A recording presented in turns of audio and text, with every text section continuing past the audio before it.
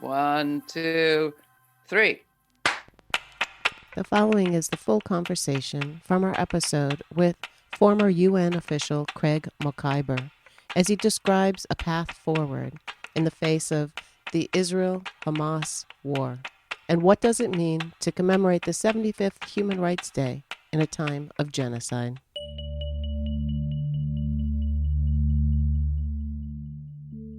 The Universal Declaration of Human Rights turns 75 in December 2023, as does the Convention on the Prevention and Punishment of the Crime of Genocide.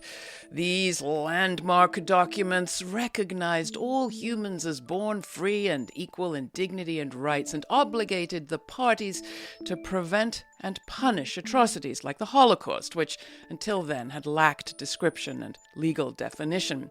These were towering achievements for nations that not so long before had been slaughtering millions of one another's people in centuries of colonial wars, 2 world wars, and a lingering experiment with fascism. It is easy to look back at that pinnacle of post-war consensus, conscience, and humanitarian commitment and see a painful slide to a period today which our guest this time has described as one of great anguish for the world. Resigning his post this October, this UN human rights official wrote, quote, "A genocide is unfolding before our eyes, and the organization that we serve appears powerless to stop it. We've failed," he wrote, "in our duty to meet the imperatives of mass atrocities, of protection of the vulnerable, and of accountability for perpetrators." Well, we're going to talk about all of that, but before we do, I'd simply note that while none of the 58 UN member states that were part of the UN back in 1948 voted against the adoption of that Universal Declaration of Human Rights, the Soviet bloc countries abstained, as did South Africa, which was right then institutionalizing racial apartheid. Even as states were voting to recognize rights like the right to home and nation, hundreds of thousands of Palestinian Arabs were being expelled or fleeing their homes in the 1948 Palestine War that accompanied the creation of the State of Israel. And finally, lest we forget, one of the first accusations of genocide ever submitted to the United Nations targeted the U.S. for our treatment of African Americans and listed tens of thousands of wrongful executions and lynchings. That petition was rejected, and its signatories, among them civil rights leaders Paul Robeson and W.E.B. Du Bois, were disparaged as communists. So, suffice to say, the towering achievements we celebrate today were always complicated. Works in progress, perhaps. So where does that leave us? That's the question. And with me to discuss it is the perfect person. Craig Mokhiber has investigated human rights in Palestine since the 1980s and lived in Gaza as a UN human rights advisor in the 1990s. He also worked through genocides against Tutsis in Rwanda, Muslims in Bosnia, Yazidis in Iraq, and Rohingya in Myanmar. He was the director in the New York office of the High Commissioner for Human Rights, where he had served since 1992 until his resignation, October 28th of this year. Craig, welcome to the program, and I guess happy World Human Rights Day. As we start this conversation, who is uppermost on your heart and in your head as we start to speak? Well, first, thanks very much for having me here and for the opportunity to talk about what it means to be commemorating, not celebrating, I think, 75 years of the Universal Declaration of Human Rights. Of course, like many people around the world, foremost on my mind right now are the 2.3 million Palestinians who are interned, locked in, imprisoned in the Gaza Strip and being subjected to mass atrocities on a horrific and historic scale, even as we speak. And I think, Laura, you're right to point to the historic irony of 75 years ago, the year 1948 being the year of the adoption of the Universal Declaration of Human Rights, the adoption of the Genocide Convention, but that same year, the Nakba, the first genocide of the Palestinian people, and the official adoption of apartheid in South Africa. And why I think that is such an important coincidence for many reasons. But one in particular is if you compare the way the international community dealt with apartheid in South Africa on the one hand, and the way it dealt with the human rights situation in Palestine on the other, you can see exactly where the inconsistency has led us to where we are today. In South Africa, the international community remained very focused on human rights, on international law, and on equality until apartheid fell. But in Palestine, they abandoned that paradigm about 30 years ago with the advent of the Oslo process. And as a result, what we've seen for the past 30 plus years is continued dispossession, settlement activity, persecution, imprisonment, gross violations of human rights, ethnic cleansing, ethnic purges across the land. Of course, what we now see is genocide and the full consolidation of an apartheid system. I believe, had we stayed true to the language of the Universal Declaration, as we did in South Africa, we would be in a very different place than we are right now. So 75 years later, I think we're learning very hard lessons about ignoring human rights for other people. We'll come back to much of what you've raised just then, but before we do, I know nobody at the United Nations who doesn't think about that 1948 moment and what it took and how that people got there and how the parties actually collaborated or didn't and all the tussles that happened, and there were many.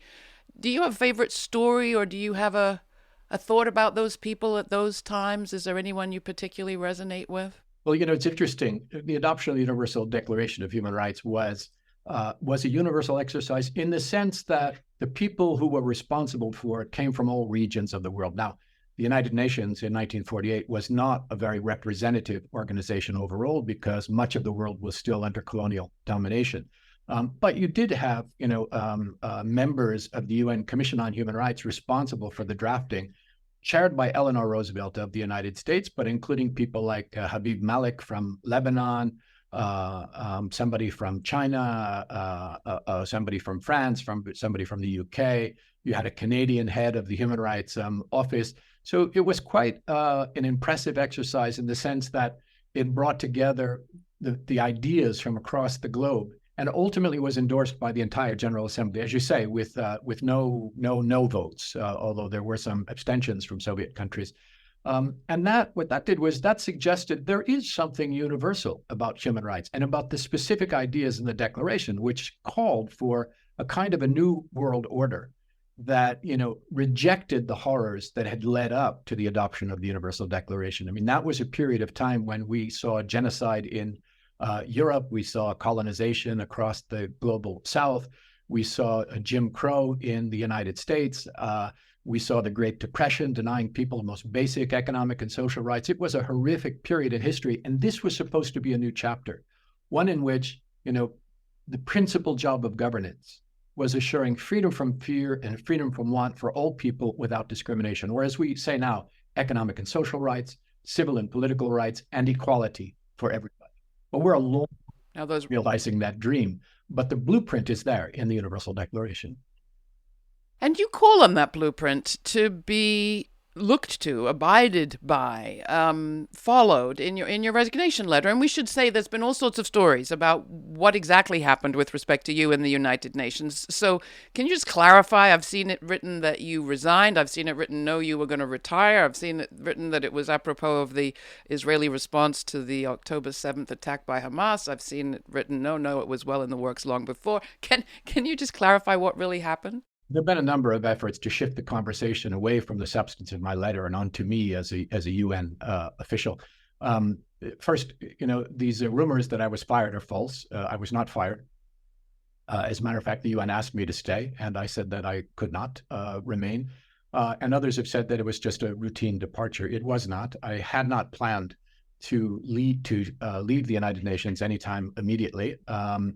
But what happened was in the month of February, there were a series of atrocities on the West Bank, including the pogrom that was carried out in the village of Hawara. And what I saw as a very meek and meager response from the political corridors of the United Nations that didn't stand up for the norms and standards of the organization in the way that I thought we were duty-bound to do. And so at that moment, I was speaking very publicly. By the way, as I have on human rights violations committed in dozens of countries all around the world and every continent for 32 years at the United Nations. But in this particular case, there was pressure that was brought to bear on the UN in March from Western governments, from Israel lobby groups, and others to try to silence the UN. And I was very disappointed to see some senior UN officials falling into that trap and allowing themselves to be silenced. And then worse, orders that came down for me to be silent at that moment in my public pronouncements, which was something I wasn't ready to do. And so I started a conversation then in which I indicated that we need to be very careful, not to continue this trend that I had seen developing for some time of allowing ourselves to be cowed into silence by power, because the UN is always very confident in criticizing smaller states, states of the global south, armed groups. But when it comes to powerful Western states, like the United States, like the United Kingdom, like Israel, there's a different standard that is applied by the political corridors of the UN.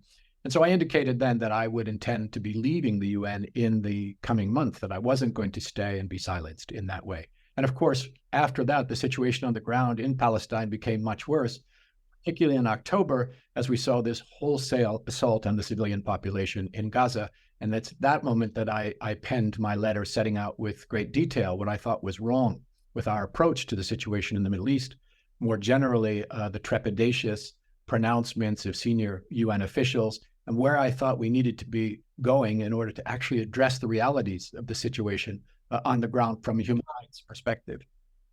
Now, the wholesale assault on Gaza that you just referred to followed the horrendous attack of October 7th. While this word genocide is being debated, would you have called the attack by Hamas genocidal? How do you define it? It's a very good question because it is a very specific crime. Now, I have said, and I will repeat, that it's clear that Hamas committed war crimes on October the 7th, including the targeting of civilians on the one hand and taking of hostages on the other hand. And any Hamas operative or commander who is responsible for those needs to be held accountable. We need a full-blown investigation to make sure that they are. Crime of genocide is something which is very specific. And this is why I rang the alarm bells on Israel's perpetrating genocide in Gaza.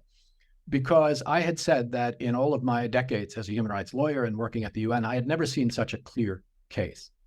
And that's because the Genocide Convention of the UN lays out with specificity the kinds of acts that qualify as genocide and the accompanying mens rea, the accompanying intent that needs to be there as well. Now, the acts are things like mass killings, no doubt about that. We have seen thousands upon thousands of civilians slaughtered in Gaza. They include inflicting harm on the civilian population.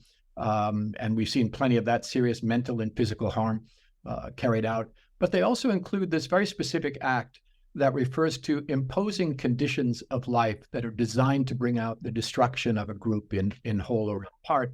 And here we had seen an explicit policy on the part of Israel over the course of decades with the closure and siege of the Gaza Strip, which is specifically designed to deny the people of Gaza healthcare and housing and water and sanitation and adequate food and infrastructure and construction and freedom of movement, all of the things required for decent life as a policy denied to the people of Gaza. And so this is historically one of the clearest cases of that particular violation of the Genocide Convention. But most unique here is the degree to which evidence of genocidal intent, which is required for the crime of genocide, has been expressed publicly and on the record by senior Israeli officials in the political leadership and in the military leadership. And for example, what would you cite?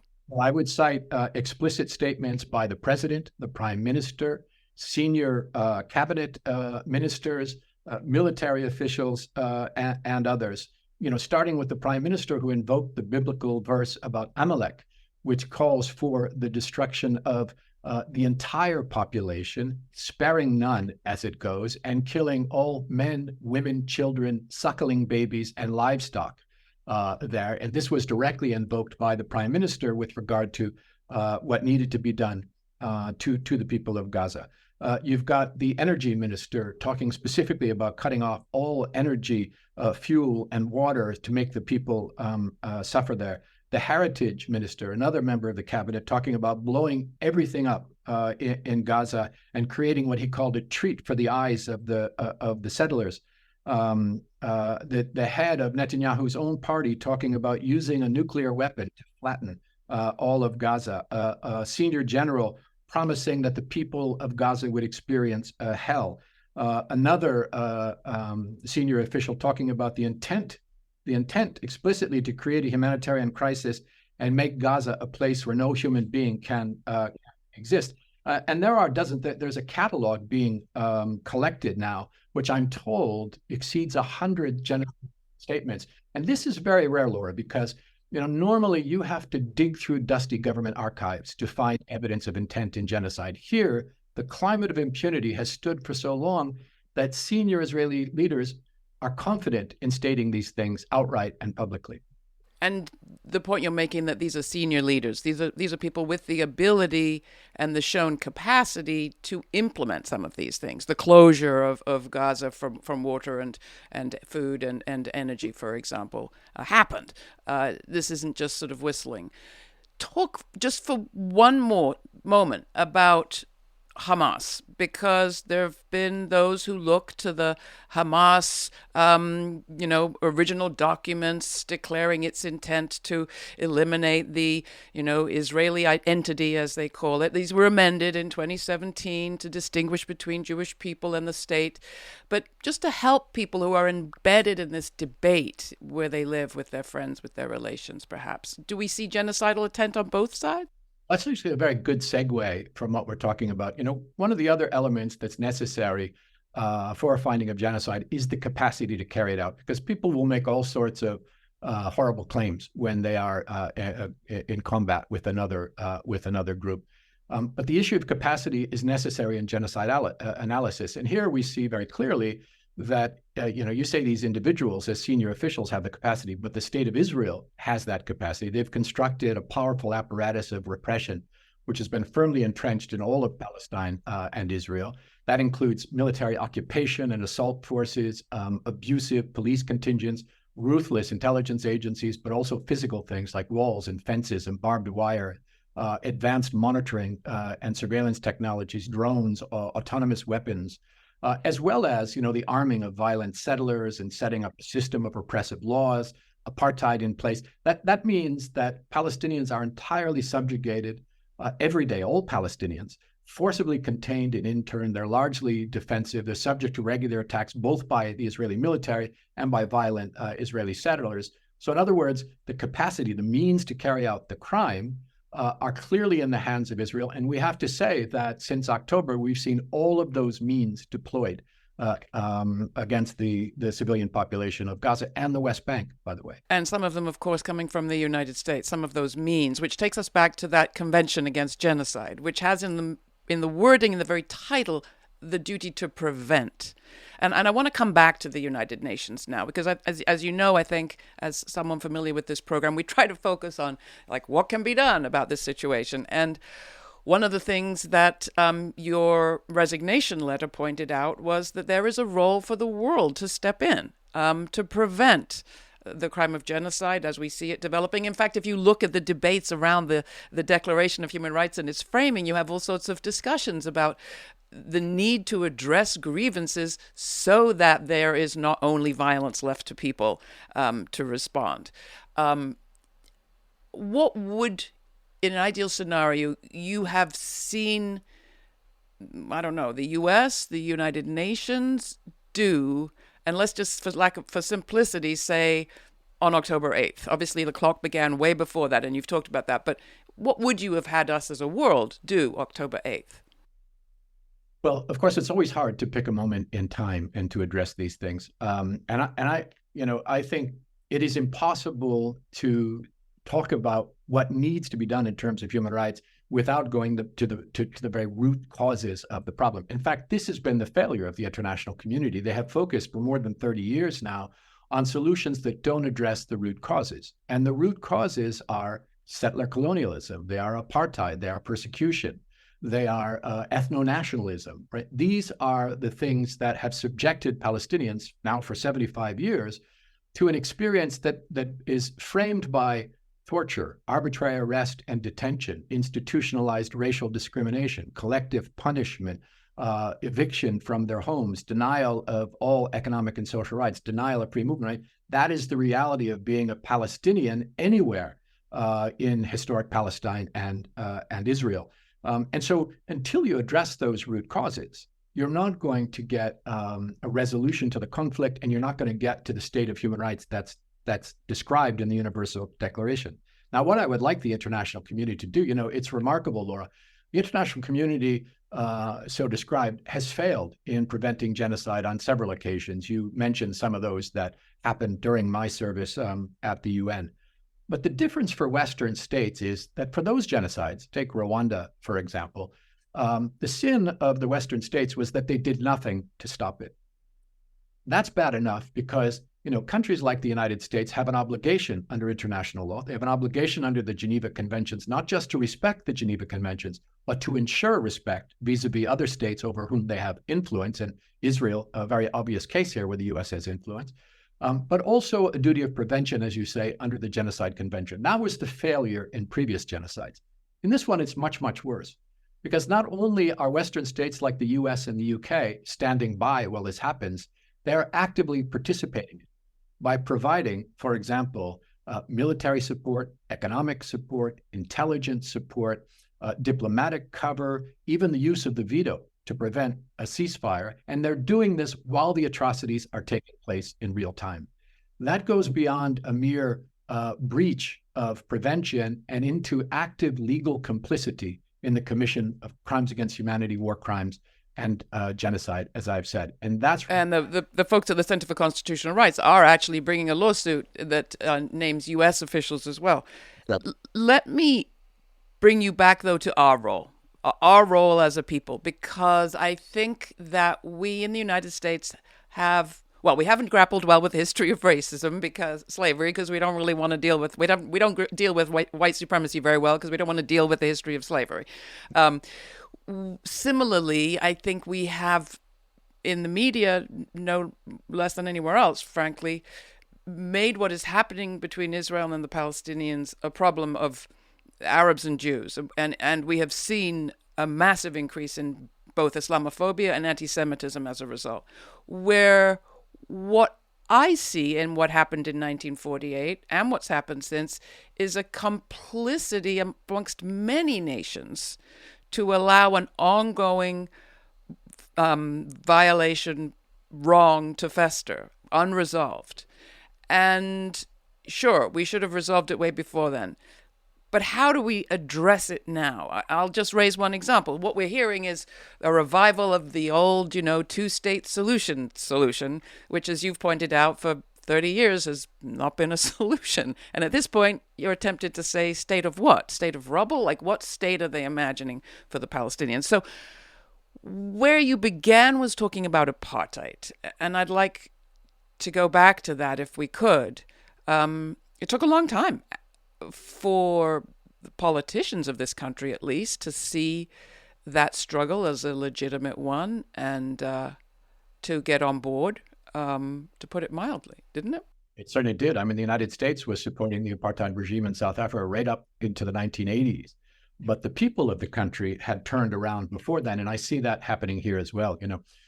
Israel's attempt and some media attempts to portray this as something between Arab and Jews is very much belied by the very principled and courageous stand that many Jewish sisters and brothers are taking across the United States, across Europe, even in Israel, to say that this is not in their name, and to defend Palestinian human rights and to ask for an end of apartheid and an end of this endless spiral of horror and of violence.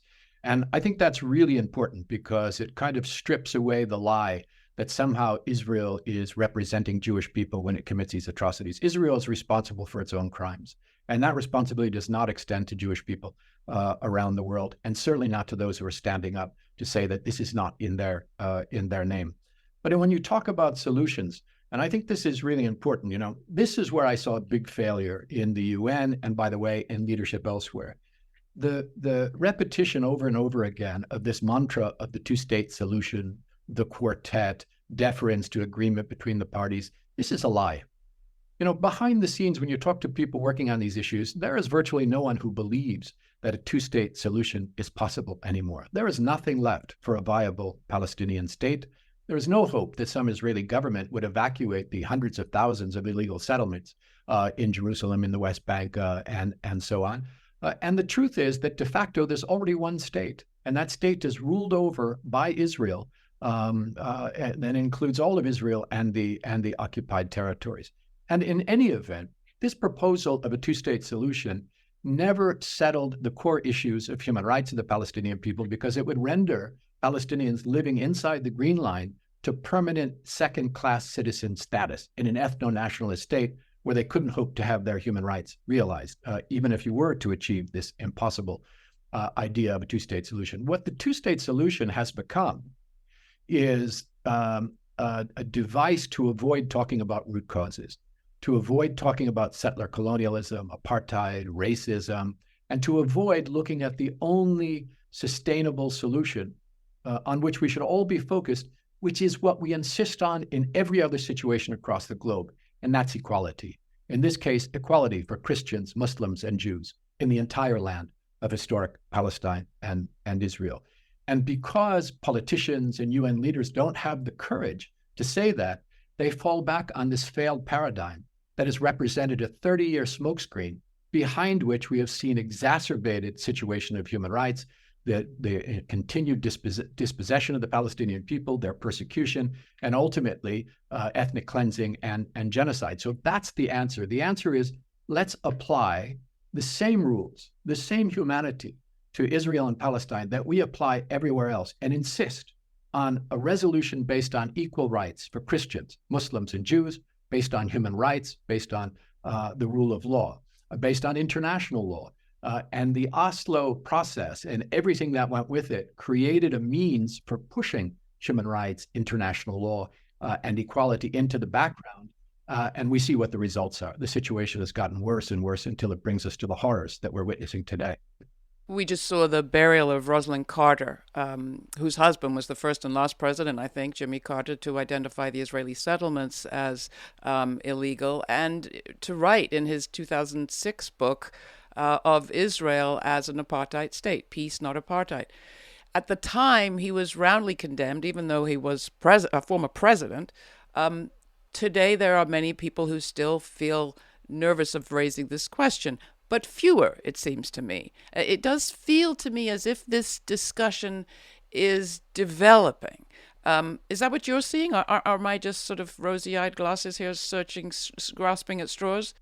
Well, I think you're right. There is a shift underway here, which has come about, I think, as people of all backgrounds, human rights defenders, peace activists, Jewish, Christian, Muslim, Buddhist, agnostic activists have all joined hands and said, look, there's one set of rules for everybody, and that has to apply to our own states, and that has to apply to Israel as well.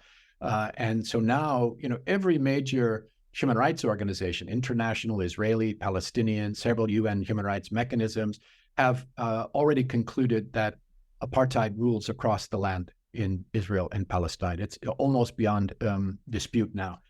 But where you get opposition to this are states and international institutions that are either too captured or too afraid to actually take a principled position when it comes to the situation in the Middle East. If you see the disconnect between people in the United States calling for a ceasefire and calling for an end to the atrocities and accountability for perpetrators amongst the population of the US, and then the position taken by members of Congress, by the State Department, and by the president, you see where the real problem is. There's a massive disconnect. But what gives me hope, Laura, is that, at risk of being slandered and smeared, at risk of being beaten and arrested, at risk of losing their jobs or their positions in university, you're seeing people stand up across the United States and Canada and Western Europe and the UK and saying, no, we will not be silent. I mean, I think that the unprecedented effort at repression, trying to silence voices speaking up against these Israeli atrocities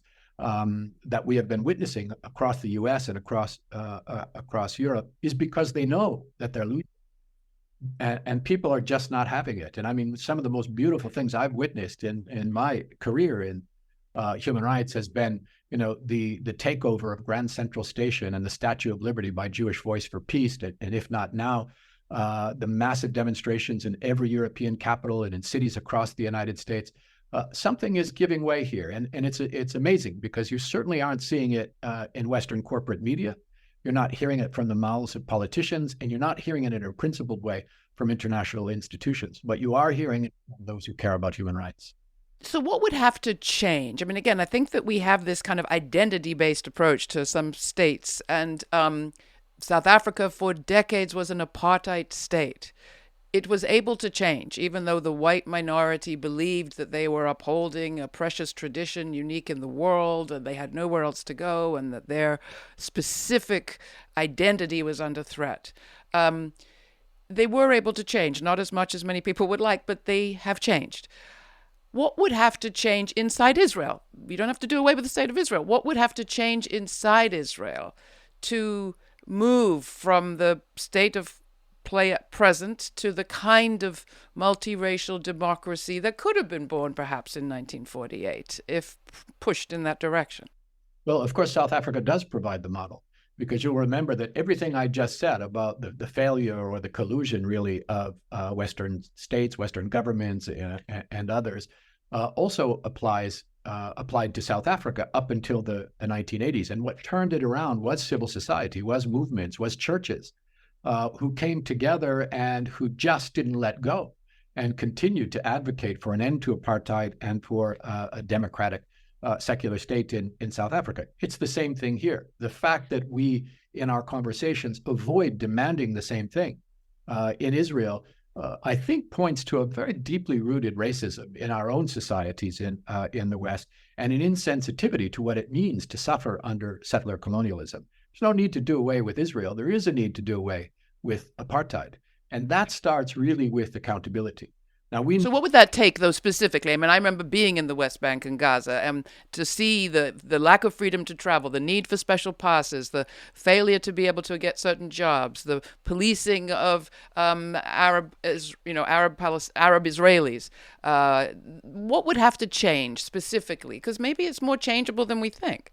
Of course, it's changeable over a long period of time. I mean, I think what you're seeing in Israel and Palestine is the result of decades of impunity. And that impunity has been underwritten by the United States, the United Kingdom, other Western states, but especially by the United States, not just with money to the tune of billions of tax dollars being fed to this wealthy state to support its system of oppression, but also with diplomatic and political cover and protection for perpetrators of atrocities. I mean, it would be a very different world if we believed in international law enough to insist that it be applied also to Western states like Israel. And so I think, first of all, we need legal accountability. And so actions in courts, I mean, the kinds of atrocities we're talking about are crimes of universal jurisdiction. They can be tried in international tribunals, in the International Criminal Court, in third-party courts of other countries. The U.S. has always worked against any accountability for its allies, especially Israel's war crimes, crimes against humanity, and so on. That's one thing that we could work to change by making sure there's accountability there. You'll remember what happened with South Africa. There were very effective boycotts and divestment campaigns and so on. That can happen here as well to put pressure on. And I think we need to work in solidarity with the forces inside Israel who are fighting for human rights and who are very marginalized and work at great risk inside their own societies. And of course, with those in Palestine who are fighting for their rights, just as we did with progressive forces in South Africa and with Black South Africans in defense of their human rights. And there are lots of peaceful ways to do that. One of the great tragedies is that the Palestinian people have been denied any redress. So if they pick up arms, they are terrorists, even though they have a right under international law to pick up arms to resist their colonization and their foreign domination. If they use legal methods in courts and tribunals, they are attacked at every step as being, unhelpful to the peace process. If they participate in boycott and divestment, they're accused of being anti-Semitic.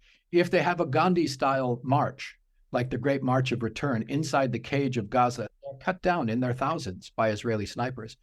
They need solidarity from the world. They are besieged, literally and figuratively. And if, like in South African apartheid, we stand together and we make sure that Israel is isolated in the ways that it needs to be isolated and is held accountable in courts of law and then through peaceful protest and so on, I think we can see a change over time. That will be to the benefit of Israelis and Palestinians. Because Well, I was going to add, because as you say, isolate Israel, I hear people clutching their heart that as Jews in the world, they've been isolated, they've been marginalized, they're afraid, they feel Israel is all they've got. Well, I think we need to stand in solidarity with Jews who are fighting against this system. I think that's not where the line is drawn. Nobody's asking for Israel to disappear. What we're asking, as I said, is for apartheid to disappear. And, you can't do that without holding accountable all perpetrators of war crimes, crimes against humanity, regardless of who they are, and in the name of all victims. We want to see justice for victims and accountability for perpetrators, but we want it to be done peacefully. And what are the peaceful means? We have legal action, we have political action, we have mass mobilizations, we have divestments, we have boycotts.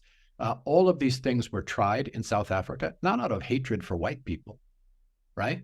But out of love for the oppressed Black people in South Africa and brown people in South Africa.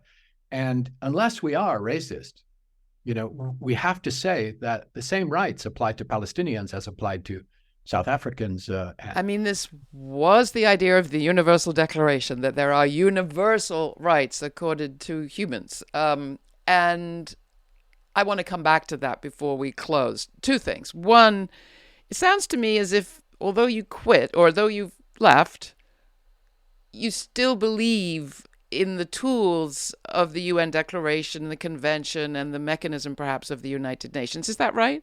I do. I think we need United Nations. I think we need international law. I think we need human rights treaties and humanitarian law treaties and international criminal law. My frustration is with the institutions. The International Criminal Court has been horrendous in its biased approach to international law, always ready to hold accountable weak states of the South and to indict Africans, but has been dragging its feet on indicting Israeli perpetrators for years now because of Western pressure and because of some of its own biases. That has to be fixed. Don't get rid of the court, fix the court. Make sure it's actually a universal court that applies to all perpetrators and all victims. Same goes for the UN. The UN's trepidatious approach, because it feels the pressure from Western states and from Israel lobby groups and others that causes it to silence itself. That needs to be fixed. But there are many good things. The international law itself, the international treaties, the Universal Declaration, the many, many people who are working in the UN, for example, because they believe in human rights, they believe in peace, they believe in development. They're on the front lines, including over 100 of them, working in Gaza for UNRWA, who have lost their lives under Israeli bombs just in the last several weeks. These people are heroic as far as UNRWA, the UN Human Rights, the UN Relief Agency. Yeah, but they have been abandoned by the political leadership because of distortions in these international mechanisms. And the other thing we have to do is we have to take back our own countries, our own governments, who often pursue policies that benefit the war machine and all of the wealth that gets piled into there, or particular foreign states with which they are aligned. If you have an international rule of law, it means that friend and foe alike have to be bound by the rules of humanitarian law, human rights law, international criminal law, and so on. That's not the world we're living in now. Well, you mentioned the world, and we can't end without saying that Israel-Palestine is not the only conflict. We are seeing gross violations of human rights. Congo, Khartoum, you name it, there are many such struggles happening right now.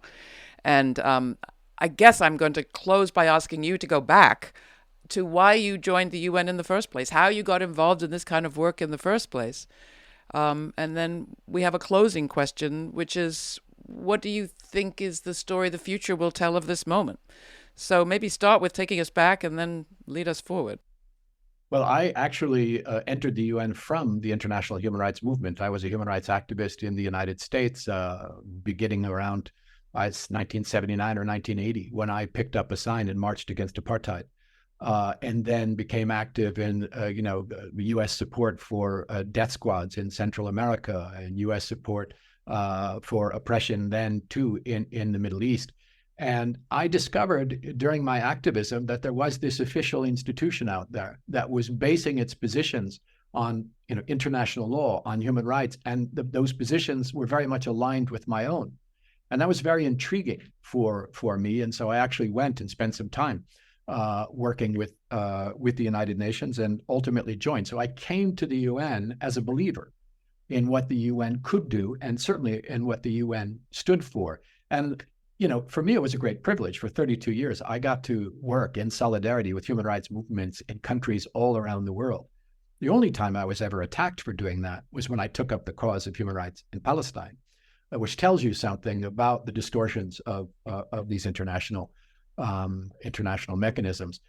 So I came to it because I believed it was an important. People who are working, who are fighting for their human rights in countries around the world, when they see that there is this thing that represents solidarity, there's a set of rules that are on their side, and people out there working to help them to realize those rights as they are in the Universal Declaration, that means a lot to those human rights movements around the world. And I wanted to be a part of that, and I was. And I felt confident that I was able to make a contribution, frankly, until March of this year, when there was an effort to silence me for the first time. And so we just need to get the organization back up on its legs. We need to get serious about the Universal Declaration and the human rights treaties, and we need to be universal. They have to apply everywhere, to friend and foe alike. We are not, we cannot allow there to be exceptions to the rules. And you asked me, what the future will bring and how people will look back at this. I think there's going to be a reckoning.